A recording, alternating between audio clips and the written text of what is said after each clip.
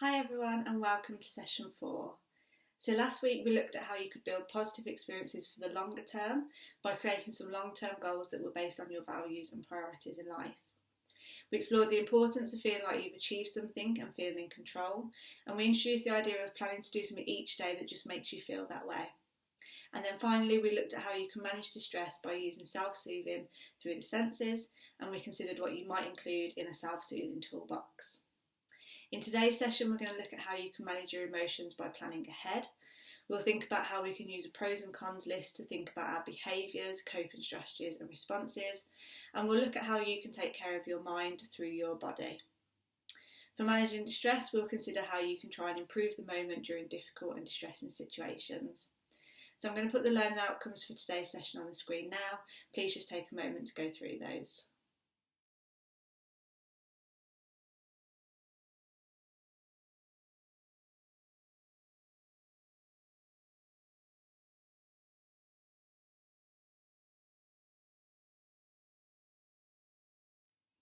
So the first skill that we're going to look at for managing emotions is coping ahead.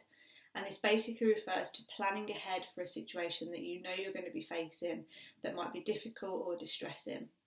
So if you can really visualise the situation in advance, then you can think about what skills you might use in that situation, and it just means that you're going to cope much more effectively when you're there.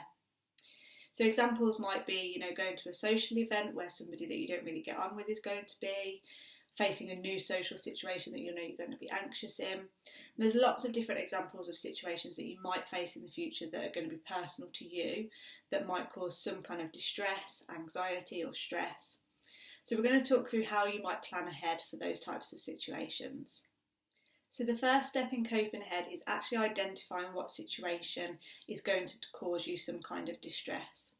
Now this might be a situation that you know is coming up soon, or it might just be a situation that you know does cause you anxiety or stress or distress. So it might not be that anything's planned to come up, but it's something that you know you'd find really difficult. So the first thing is about describing that situation. So really describing what the situation involves, why it's going to be distressing for you, and identifying some of the emotions that might come up for you in that situation. Because if you know how you're going to feel, then you can think about what coping skills are going to be best for that particular feeling. Next, you'd identify what skills you want to use in that particular situation. So it might be the skills that we've introduced throughout this course. So it might be that you use things like activity to distract yourself. It might be that you use a self-soothing tool to bring your distress down. Or it might just be a coping strategy that you use day to day, things that are normal coping strategies for you. But it's important that you write down what coping skills you will use in that situation so that you've got a plan in advance. And it might be that you have to couple of coping strategies together. So first I'll do this, then I'll do this. And again, just write it out in that stages so it's really, really clear for you when you're coming into that situation what it is that you're going to do. So that is essentially your plan for how you're going to deal with that situation. But it doesn't stop there. So it's important that you visualise that situation happening in as much detail as possible, because this is going to allow you to actually rehearse the situation in your mind. So you can go through the situation, see what emotions come up for you when you imagine it, think about what you say, what you do, what skills you use. And this allows you to almost rehearse it and see whether any problems come up, whether it feels like it might work. But it just makes you feel more confident when you're actually in the situation to know that you've almost kind of practiced it essentially, even though it's not been a real life practice. It might be that you choose to actually rehearse the situation with a friend. So it might be that you try and role play or just practice the skills leading up to that particular situation. But the key thing is not just about having the plan, but actually rehearsing it in your mind or rehearsing it in real life so that again you feel much more confident going into that situation, that you can use the skills and that you can cope effectively in that situation. So I've uploaded a worksheet onto the Padlet and Facebook that offers you space to think about these situations and how you might cope with them and put a plan together. Obviously you can use this worksheet as many times as you want, thinking about as many situations as possible, because it might be that for some of you there's lots of situations that are going to cause you stress and anxiety. And it's important that you feel confident and prepared when you go into each of them, knowing that you've got the coping skills to work with them. So please use the worksheets to make sure that you can plan ahead, think about what you're going to do in those situations, and use that worksheet as many times as you need to.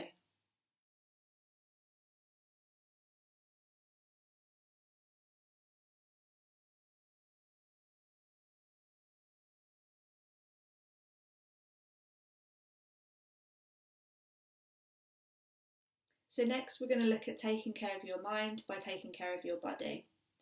So we know that the amount of sleep that we get, how we're eating and when we're eating, whether we drink alcohol or take drugs or how much we exercise, all have a really big impact on our overall well-being. But they also have a really big impact on our emotional well-being as well, and a really big impact on our mood. So if you think about if you're feeling unwell, for example, or if you haven't had enough sleep, you're much more irritable, you're much more low, you're much more intolerant of things.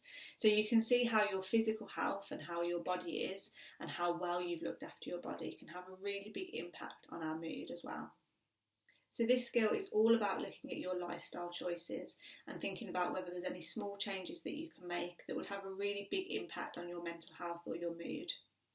So because this covers quite a lot of factors in terms of our body and our physical health, I've uploaded an information sheet to the Padlet and Facebook that just outlines different areas of your lifestyle that you can consider and the impact of making some changes in these areas. So take some time to have a read through it and think about maybe where you could make some changes that are going to have an impact on, improving your mood, improving your emotional well-being, improving your mental health.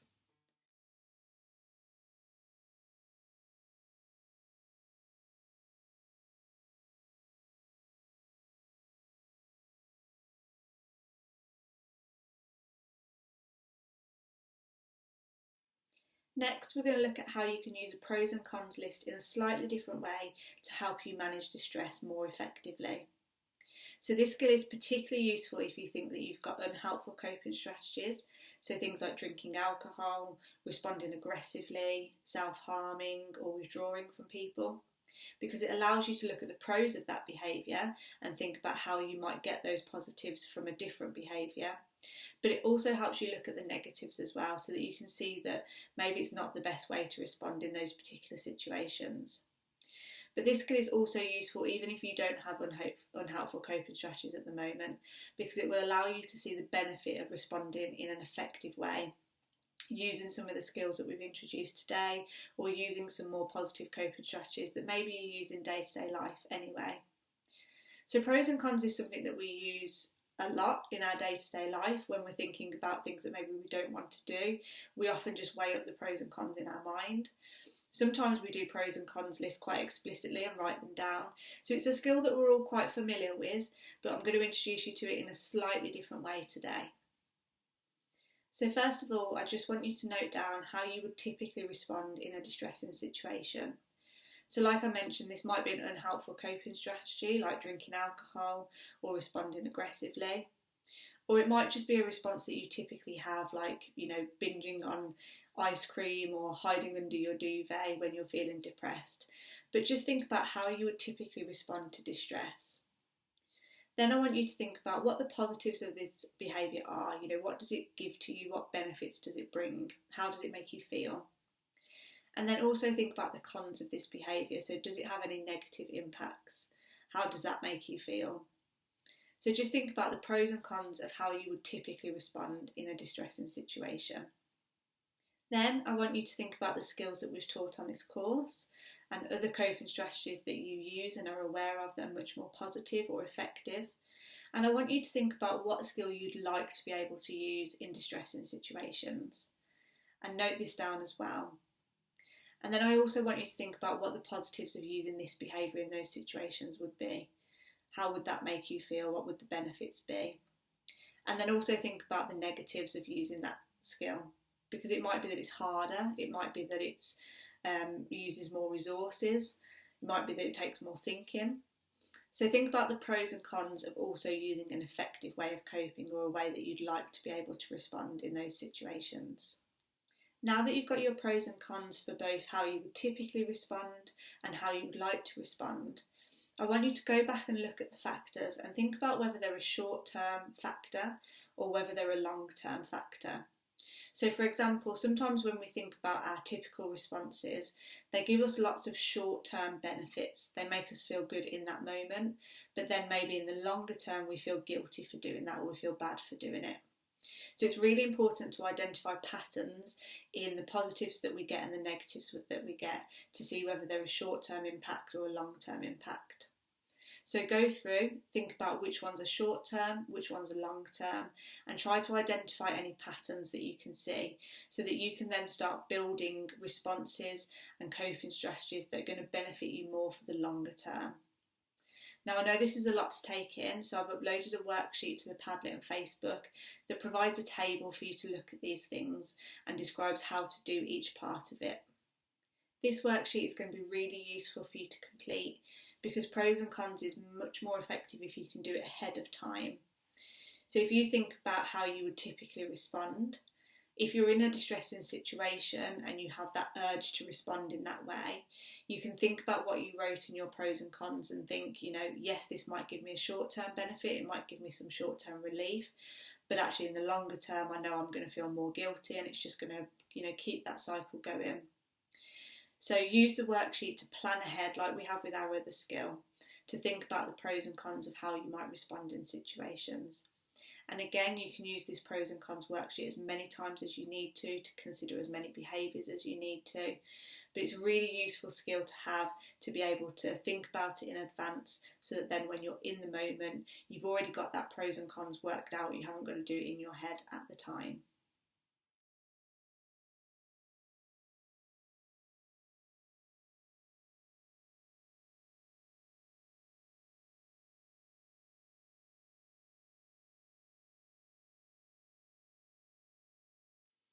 And the final skill that we're going to look at in today's session is all about managing distress by improving the moment. So the benefit of these skills is that they don't require any resources or props like some of the distraction and self-soothing skills have. This skill is all about changing the way that you think about yourself or the situation, or by changing the way that your body responds to the situation so that you can improve the moment in somehow. So to help you remember the skills, it's going to be really, really simple. We're going to use the acronym IMPROVE. So the I in IMPROVE stands for imagery. So this is about using imagery to visualise a relaxing, comforting or confidence boosting scene in your mind. You can use it to distract yourself, to soothe yourself, to build confidence and courage, or to make goals feel more motivating and achievable just by picturing them in your mind. So it might be that you imagine, a scene that for you is really relaxing and comforting, and this is how you can use imagery to self-soothe. It might be that you use imagery to build confidence by imagining yourself using skills and things working out about you, imagining you doing well and achieving the thing that you want to. So if you're in a distressing situation, you can use imagery just to improve how you're feeling in that situation or to improve how you manage that situation. So the M in improve stands for meaning, and this is about finding or creating meaning or purpose or value in the pain and distress that you're feeling. This can be really helpful to try and see the positives and improve the moment in some way. This isn't always possible, and not every problem does have a silver lining. But an example might be that if you've recently lost a loved one, it might be that all of your family has come together in that time of distress. It might be that you're seeing family members or friends that you've not seen in a long, long time. So that's just an example of how you can find a positive or some meaning in the pain that you're experiencing. Sometimes we do have to actively work to create meaning. The saying is that we make lemonade out of lemons, so sometimes we do have to look for it. But if we can find ways to learn from mistakes, if we can reconnect with people that we've maybe lost or not seen, or if we can transform our pain into any act of kindness, then this is finding meaning or purpose in our pain and in the situation. The P in improve stands for prayer. Now obviously this isn't going to be relevant for everybody if you're not a religious person, but if you are, it might be that you pray for strength or clarity in the situation. And it's really important that you are asking for those types of things. It's asking for some way of improving the situation rather than asking for the situation to be taken away. If you're not religious, it might be that you use things like meditation, or that you just kind of talk to yourself and ask for strength, ask for meaning. So you can use this skill even if you're not a religious person, but it is much more relevant if you are. The R in improve stands for relaxation. So the purpose of relaxation is to change the way your body responds to the situation or the distress. So a lot of the time when we're distressed or we're anxious, we hold a lot of tension. So it's about using our bodies to feel more relaxed in that moment. And having a more relaxed body is actually going to send the message to the brain that we're relaxed, we're calm, there's no reason to be anxious or distressed. So think about how you might use relaxation to release tension. It might be things like a massage, a nice long soak in the bath, anything that for you is going to relax your body and make you feel calm in that situation. The O in improve stands for one thing in the moment, and this is very, very similar to the mindfulness skills that we talked about in the first session. So often when we're in a distressing situation, we make the situation worse by thinking about the past or worrying about the future. So this skill is all about just focusing on one thing, focusing on being in the present and in the moment. So try and find one thing that you can focus your attention on that might improve the situation in some way.